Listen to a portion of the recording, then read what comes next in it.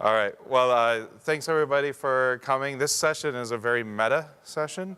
Welcome to MinneBar 8 on MinneBar. And really this session is, in a way, kind of a bit of an annual report on MinneStar and the MinneStar organization. So about half of the time here we'll just go through some updates on the last year and the year ahead, and then would love to open it up to discussion and any ideas or suggestions that you all may have. So just by way of introduction, Jamie Thingolstead, I always say I'm first a MinneBar presenter. I believe I've presented at every MinneBar and been to every MinneBar, and when Luke and Ben were really trying to build a formal organization to ensure that this stuff continues to happen forever, they were kind enough to ask me to be on the board, and so I'm a board member and I help coordinate things on the back end. By way of just a quick background, I didn't put it in here, but MinneStar is the organization that hosts MinneBar and MinneDemo, as well as our summer event, MinneBarbecue. And MinneStar is a formal 501c3. We received that designation about 2 years ago. So we're a nonprofit that has the objective to further technology, evangelism, and education in the state of Minnesota. So a little bit about the last year. My slide build is a little weird there. So we've had now mini demos up to 13. And if you haven't been to a mini demo, I really encourage it. It's an evening event that occurs, and it's really just all about demos. So it's very different than MinneBar. It's not an all-day commitment. It's more networking, and it's typically 7 demos that are 7 minutes each. And in the last cycle, we've had, that happened in the last session, 3,000 attendees, and today at MinneBar 8, we had yesterday 1,166 ticket holders, of which we expect that over 1,000 of them will show up today. Just in terms of size for bar camps, that places MinneBar as the largest bar camp in the US and one of the largest bar camps in the world. And thanks to all of you for making it that. One of the things that we shot to do this year was to expand our board. So we're an early stage nonprofit. There are no paid employees of MinneStar. All of the money that we raise goes directly to the programs. And we have a very active board, which is very typical in an early stage startup. One of the new members to our board is Jim Bernard, who is he's head of digital for the Star Tribune. So Jim came to us. He was also with MarketWatch, where I was, and added a lot of MBA background as well as some media background to our board. We also added Sana Mering, who's here. Yes, keeping an eye. Sana, for those of you who don't know her, is the founder and CEO of CaringBridge and future Congresswoman. And Sana brings to the board a rich, long experience with nonprofits and how you build a nonprofit organization to that kind of mature level, like she's done at CaringBridge. So this is the MinneStar board. We have, obviously there's kind of Ben and Luke and Adrian are catalysts, as we say. They help make events happen. And then adding to the board is Jim, Sana, who I mentioned, Kevin, who's here as well, myself, and then Rob Weber from W3I. So we have a good established board, and really we see our job as the board of MinneStar to make sure that these events continue to happen forever. As I'd like to tell people, I want to be retired and still come to MinneBar and see really cool stuff that the kids are doing. And I'll still present. It'll be in one of the back rooms session that nobody goes to. One of the things that we started doing this year, volunteers have become a bigger part of the MinneStar organization, thanks in large part to Adrian and also Tara King, right, who is our volunteer coordinator. And we actually announced a program this year where we're now recognizing our Catalysts of the Year, which are volunteers who have been involved in putting on every organization for that year. And Alex Ryan, who is assuredly busier doing things to make sure that things run smoothly today than attending sessions, was our first recipient of that designation, and we hope to have a couple more this year. The events, like I said, there are no paid staff of MinneStar, so the events really can't happen without a strong and vibrant volunteer organization, and we can't have, it's not 2 or 3 or 4 people that make these things happen. Yeah, Adrian. That's right, that's right. So just a little bit of background on MinneStar is ensuring that these events continue to happen is a lot about money.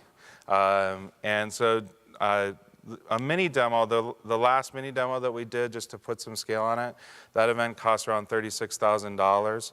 Today's event will cost around $37,000. No, did you give me the wrong number? Oh, what was the last mini demo? Oh, okay.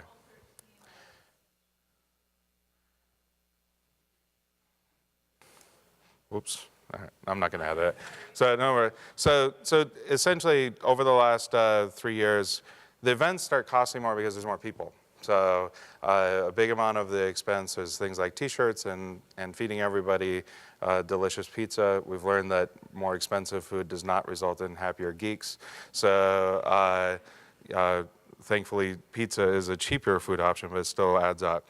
And MinneBar is really about half of the operating budget, if you will, of the MinneStar organization. So on an annual basis, it takes around $70,000 to $75,000 for us to operate our programs. And obviously, we make that happen through our supporters and sponsors, and we're able to kind of squeak by.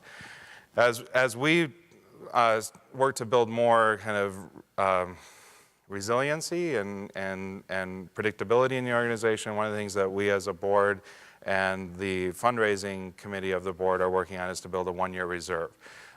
So we want to get to the level where we're really a year out in terms of our fundraising needs, so that we aren't constantly kind of scraping the bottom to put these great events on. Which I will tell you is it's never a guarantee, but somehow we always are able to make it happen. So there's a lot of effort that goes into that people don't see. A big part of that is also our community supporters. And so this is a program that we rolled out 2 years ago. I continue to be amazed at the number of people that aren't aware of the program. So we definitely need to do a better job of getting the word out. But our community supporters are individuals like you that have decided to make a financial commitment to MinneStar. The main reason that a lot of people do this is that if you donate more than $100, you get an advanced opportunity to get tickets to the events. MinneBar 8 sold out in 6 hours, and a mini demo event will go in like 2 hours. So if you don't want to be chained to your email or watching Twitter obsessively, the easiest thing to do is become a community supporter, and you get a nice 48-hour period where you can get tickets well ahead of the great unwashed masses. So, yeah. I mean, it's 4 events, or 5 that you get the opportunity for. I mean, if you think about it, it's less than a couple of beers for each event. So, what you get, right? Yeah, you're done. Just think about prepaying beer. So we really do want to thank our community supporters. Our initial objective was to get 100 people in the community supporter ranks. We exceeded that objective. We're struggling with our renewal process and learning how to make sure that we keep that renewals going. But we want to, I'd say, double this as a go forward in the next year. So looking forward, some things that well, we recently, the MinneStar board got together in December of last year and did a strategy session and really kind of thinking through what we want to do in the coming couple of years. And a couple of things that we really felt good about. We felt really good about our event structure of having one MinneBar and 3 mini demos a year. We have toyed with the idea of doing a second MinneBar. MinneBars are big events to put on. So we, for now, have decided that we're just going to continue to have 1 MinneBar, even though we kind of like the idea of doing a second one kind of every 6 months or something like that. I think nobody would volunteer to do that if you asked us right now. Like, no. But in a couple months, maybe people would want to do that. But we're going to keep it at what it is right now. We are filling out the board. We right now are looking to bring on somebody with media background or press background, PR background. And we're also looking to bring in a CFO type who could be treasurer of the board. And at that point, we'll have the board, I think, kind of fully composed for all of the necessary disciplines that we need to have for a while. So hopefully this year we'll have a couple of additional announcements around that. If you know people in both PR and in finance that would be interested and are focused on this area, let them know that we're looking for that. As Ben mentioned, we did formalize this corporate supporter program, which was really a result of kind of the feedback we heard from the community. There are a number of companies that they really couldn't make the commitment at the higher sponsorship levels. It just didn't make sense for their business or the size of business that they were. And so we found that there were some organizations that wanted to come in through our community supporter program, but we're very specific that that's only available to individuals, not organizations. So we announced a corporate supporter program, which allows corporations to be recognized at a lower dollar amount and still be part of the supporting community around MinneStar. And we've just rolled that out officially. We've got about a dozen companies in there, and I think we're going to work to expand that out a lot broader. We're also looking at doing some potential partnerships where we can work with other nonprofits in the community who may be in tangential spaces to kind of help bring more people into the corporate supporter ranks, because we think that that has a lot of potential. We are getting more formal around our volunteer program. So I actually had somebody come up to me just a minute ago and say, I would love to volunteer, but I have no idea how. So we're getting better at that. And are putting together more kind of formal programs around that. One thing we have a volunteer email list and we reach out to volunteers regularly, but we're working to do more. And one of the things that we're working to do is really just operate more openly and transparently. One of the things, if you go on the MinneStar Wiki, you'll see a statement about transparency from us as a board. You can actually see our board meeting minutes there. You can see the schedule of when we're having meetings. And we're working to be as kind of open and open source, if you will, in how we operate as possible. So if you go to team.minnestar.org, if you want to volunteer, go there, create an account, and introduce yourself, and others can see that and start to engage with you. Yeah? The board meetings aren't open right now. That'd be an interesting thing for us to look at. We have looked at somehow opening up to community supporters. That's probably where we would like to start, is to let community supporters participate in some way. We've thought through the idea of having a community supporter board seat that the community supporters self-elect a board member to for a one-year term or something. That's probably our first step, but we'll go into that area. So I see this as kind of an open meeting in that way, as a way to kind this having a meta session, if you will, at MinneBar is something that I want the MinneStar board to do all the time. We're also beginning the process of looking at the very first paid position of MinneStar, which would be an executive director that we're starting to kind of explore the path down. We believe that for the organization to kind of get to that next level of having a year of kind of events in the budget and getting more kind of predictability around our events, we need to have somebody whose job it is to make sure that happens. So we're beginning that process. That's going to be very opportunistic, and we're looking to find, we'd love to find a retired internet exec that would not need much money and have a lot of time.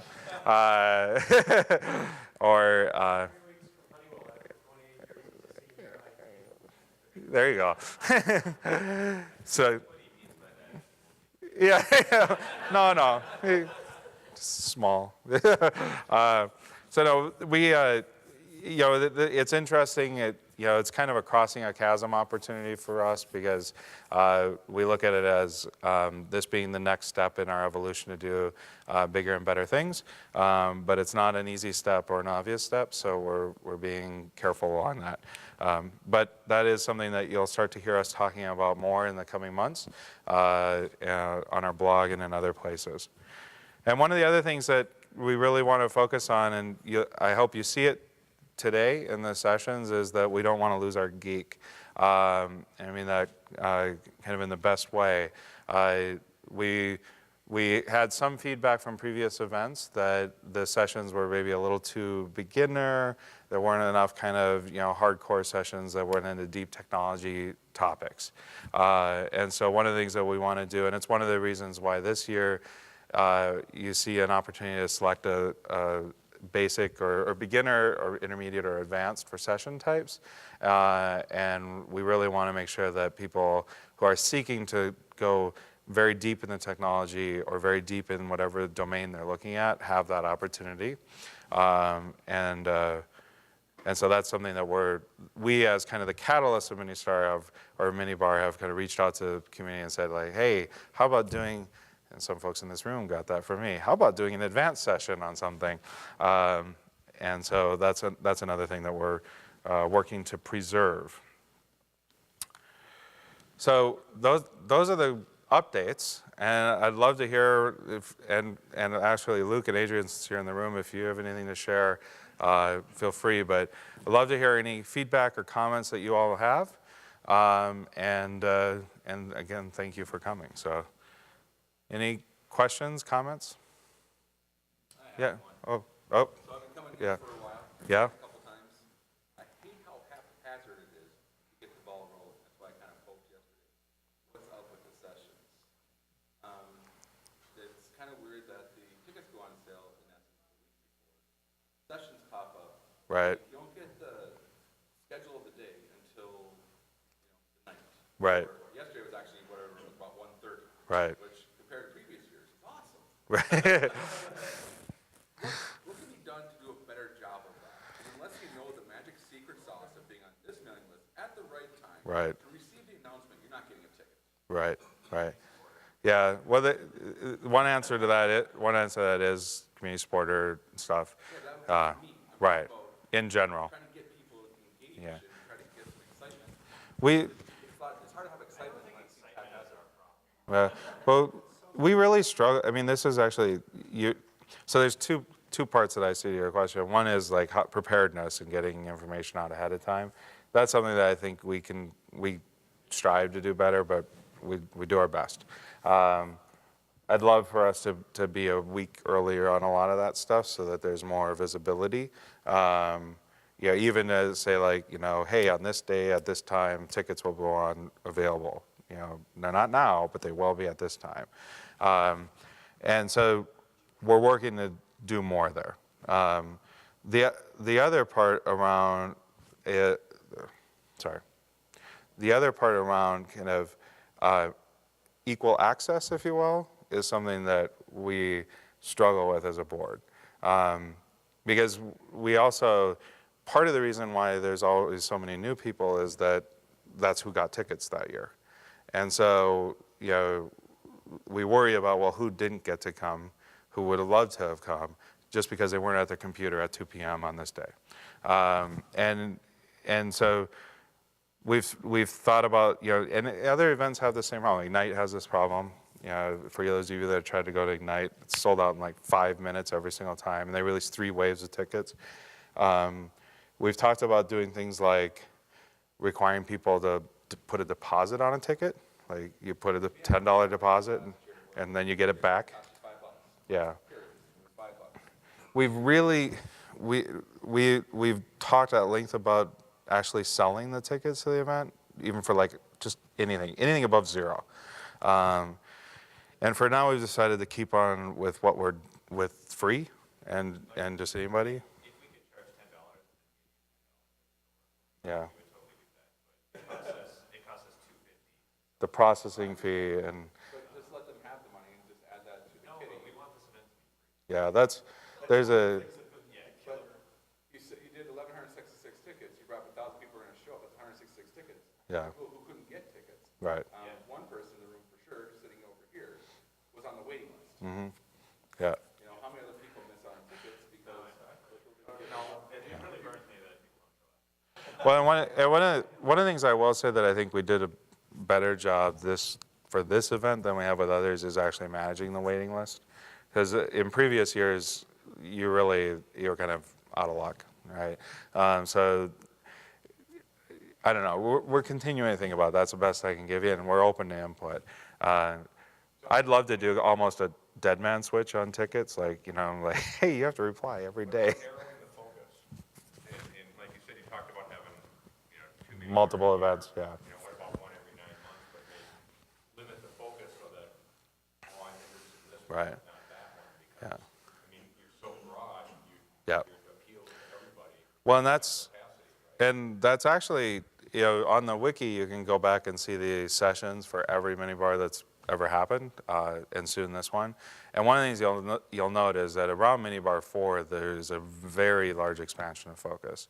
They have MinneBar 1 and 2 are hard, like frameworks, languages. I mean, you know, there was no how to fundraise for your startup or, you know, how to hire teams. But those are valuable sessions too. And so when we've had conversations about additional MinneBars, that is actually one of the topics we talked through was, well, what if we did a tech focus, like is just tech, and then the larger one has a broader appeal. We just don't think that right now we have the resources, both financial and volunteer-wise, to make that happen. But and I think ultimately that wouldn't solve the problem of equal access, because I think it would just sell out again. So that access issue it's a tough one. But Luke, go ahead. Well, I just want to say, like, one thing quick about the access thing that we did this year is have a waiting list. Yeah. And unfortunately, the way that the waiting list on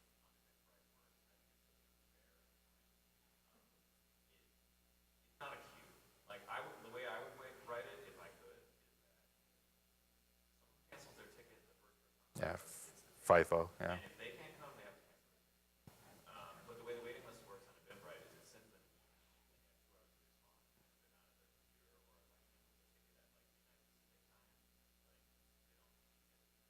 Right. and that's really like they don't like that. I don't like that. Yeah. It just kind of sucks. Do they get kicked off the waiting list? No, they're still on it, but like we have to like. Will we hell ban them? Prioritize Yeah. towards people who actually show up. Yeah. No, and just so you all know, I mean, there's no secret to this, but we actually do oversell. Like we oversell because we know about how many people will not show. So we do oversell to that. But I mean, huh? How many don't show? It varies, but say 20-25%. So, yeah. But and this is about the schedule. Yeah. Yeah. I do apologize for the schedule coming out so late. Like, trying to get it out on Wednesday. It's really a balancing act because we want to have the schedule open for as long as possible. Right. Because it's like a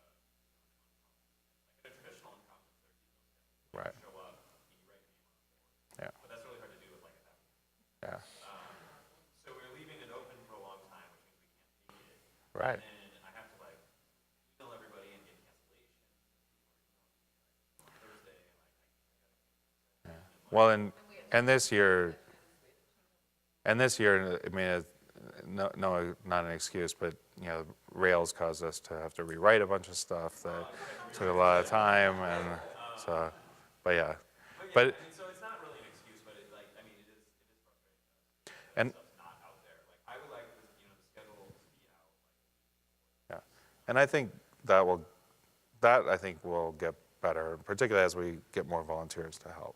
So Now we have 2 people who understand the app. yes, you've had your hand up for a long time.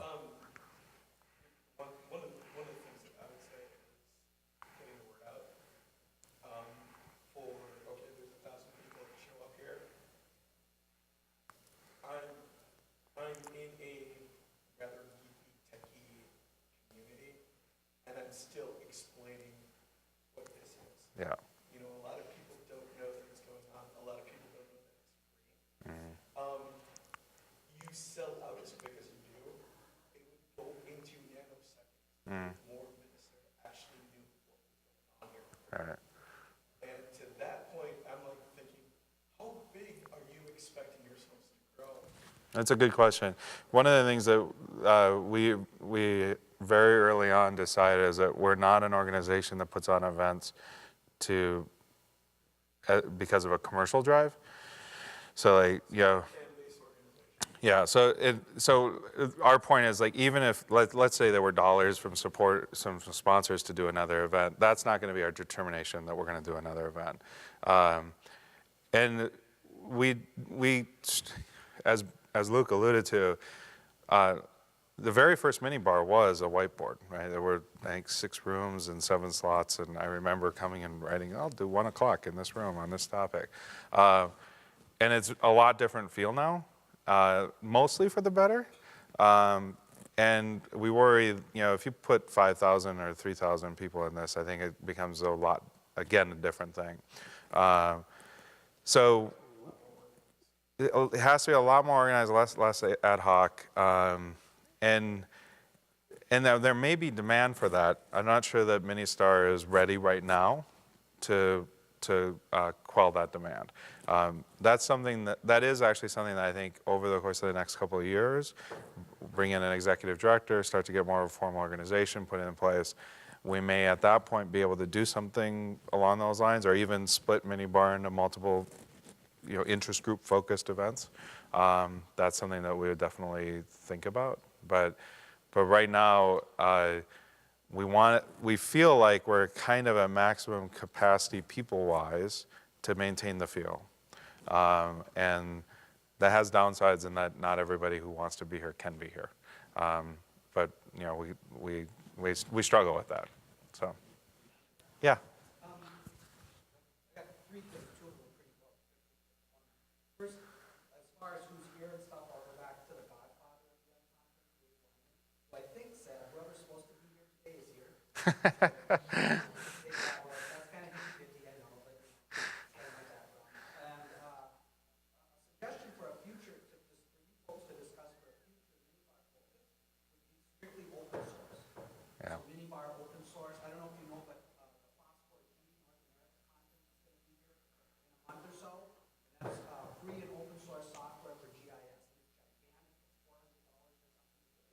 Wow. There'll be a lot of people here, but it's all open source GIS. And if you don't see it, the university doesn't use open source GIS. The city of Minneapolis doesn't use open source GIS. So that'll be a pretty cool conference. And I think that would work for MinneBar. Right. To say, hey, we're going to deal just with open source. Right. Bring in groups and show people what you can do. And then the other thing, which is really a pet peeve for me, I was just at the freelance run that Tony Rines and Ian Fitzpatrick held, and they really had the true unconference staging here. It was all about the audience and talking. Right. And I'd like to see you guys maybe do some videos or something. I might even volunteer to help you. And what it means to have an unconference, which is usually no PowerPoint. Right. And you really open it up to the audience right away. Yeah. I remember even on the first one, Jamie, the very first MinneBar, there was a guy there doing open source hardware, and the people in the audience were really, Right. he would not leave his right, He kept bringing us back, yeah, and no one wanted to see what we yeah, were doing, you know, it's like, you know, we wanted yeah. to hold a power problem. You know, I mean, this is, I make an appeal. One of the things that we have is we do have a wiki for the MinneStar. And one of the things that I would love to do along those lines would be, let's as a community get a wiki page going that is for people who want to present. Here's how you do these types of presentation styles. Here's what you should think about running your session like. I think that'd be really great. And just to pitch this, there are two platforms that we have now as an organization that are both relatively new. One is team.minnestar.org, which is essentially a team collaboration place. So anybody's welcome to go there, create an account, introduce yourself, and participate in the conversation. And that's year round. It's just a WordPress blog with P2. So it's a really easy way for us to kind of chat amongst each other. And the other is wiki.minnestar.org. And the wiki has largely just been a place where we dump sessions so that there is archival of what happens at these events. But you know, there are some things that we have on there about presentation guidelines, but I'd love, I mean, if like what you just said, if we want to spec out a page on presenter guidelines, like how to present in a bar camp style, and then share it on the team site for others to kind of review and kind of hop in on, that'd be awesome. So Possibly target certain, yeah, if a video is available, the video is embedded. yeah, Yeah. you might be able to highlight some of the ones that Yep. Yeah. stay with the uncontent. Yeah. That is an area that we find challenging as the event has grown, is that, you know, you get this event, this room is small, you know, I mean, we have 100 people in a session, and those get kind of, but, you know, I've seen facilitators do it a lot of times where they truly still bring the group in. But I think more education on how that is done would be really good, and we'd love to get you all involved in that. So, yeah, question? One compliment to you guys for doing such a fabulous job. It's Thank you. great leadership that you guys are showing. I organize Minnesota Web Design Meetup Group, about 850 members. Yep. We are growing, and I'm learning from you guys. Whatever you guys do, I observe that, and hopefully I can learn something. Cool. It's Thanks for coming. one of the largest meetup groups. One challenge that I want to highlight, last year, I signed up to present HTML5 session because I wanted to let people know that we have this meetup group, and Yeah. I expected maybe 20 people to show up and have very intimate, interactive discussion. Right. What you mentioned. Right. Well, night before, I happened to go there to see what kind of interest, and there are 250 people.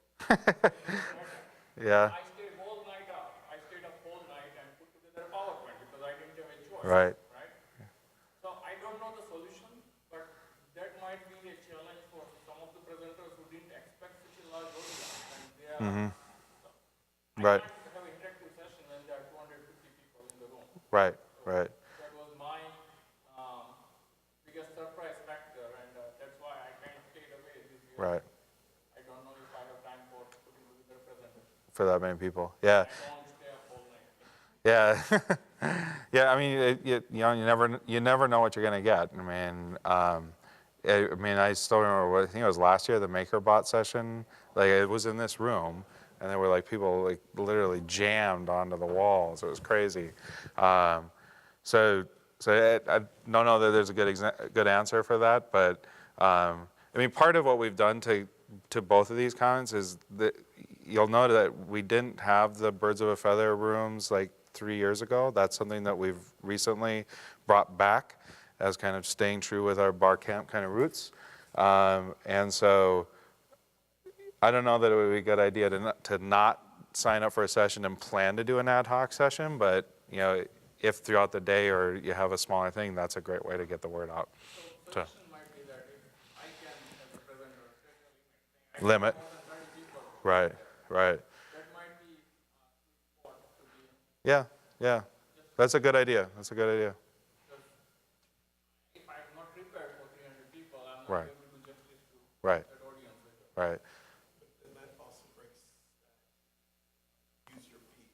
Yeah, use your feet. The Yeah, ability to get up and move to something that you like. yeah, Because you have a 30-person limit to a room. and half the people use their feet. You've got people who want to keep coming in. Yeah, You know, they want to leave something that they didn't like and come into yours. You can't because right. You're full. Yeah. Bridget? I have a suggestion and question. Suggestion is, it would be nice if on the website, talked about that you could search by the advanced or Yeah, filter. beginner Yeah. level. Just because it would have been interesting to see, what are all the advanced sessions? Yeah. You might want to go to some. That'll be on the wiki, but yeah, and hopefully in the future the session tool. So, So it'd be, Yep. just a suggestion. And then question, have you uh, considered you can't grow in space until Right. you have to grow in time. yeah, we've never seriously talked about it, but I would be, I don't know, it freaked me out a little bit. But it's worth thinking through. Yeah, Especially because that way you might be able to control the cost of having two per year. right, You could just have one day that's full of all the co-founders, something your startup, and another day that people who possibly don't work in a startup, yeah, who want to go to technical talks, just go to that. right, right. Yep, that's a good idea. Something to consider. All right, we have one more question. Mark, you had your hand up earlier. So. I think the question of what to do next, kind of at a capping point where you got to start fragmenting a little bit. You look at a conference like South by Southwest, and they early on, at least for a few years now, split off into media sections. Right, And I guess I'd be concerned, but where is that logical splitting point here? Is there actually one that doesn't kind of interfere with the ethos of cross-disciplinary right. melting pot kind of seeing each other in ways that they don't normally see. One idea I thought, if you keep things in a particular day, maybe have some sort of like a premium session or like revenue sessions that both help, Right. expand that, the funding on the backside so that next year. It would be an interesting idea to do like a community supporter only like half day beforehand, or you could have sessions that are only available to community supporters. But other larger conventions, they won't do that. yeah, You buy your ticket as a general attendee, but if you're a supporter, they'll have sessions right. before, and you get real in-depth time Yeah. with certain topics. Right. Well, we're running out of time. I want to encourage you all. In the past, I don't believe we've really had a great forum for this to extend beyond the day's events. But that team.minnestar.org site, feel free to use. Also, we do have an email, feedback@minnestar.org. So if you don't want to like dive into the pool, but you just have some stuff, send it to feedback. And we will be doing a survey again this year like we did last year. And please be, direct with your feedback so that we can make it as great of an event as possible. I appreciate all of you joining in the conversation today. So thanks.